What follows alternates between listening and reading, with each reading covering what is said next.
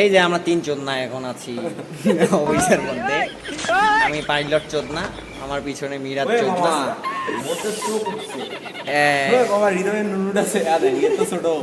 মামা দে চয়া দে, দে দে দে চয়া দে, নুনু চয়া দে মামা।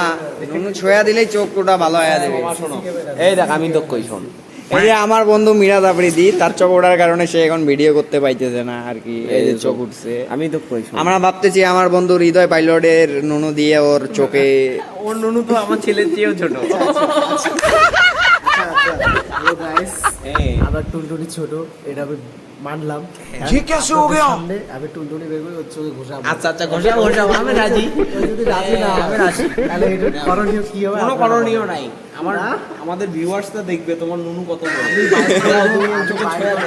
ছোঁয়াই দেবো। কোনো হয় মামা, মৌমাছি করে নুনু নুনু আমার হৃদয় বন্ধু ছোট।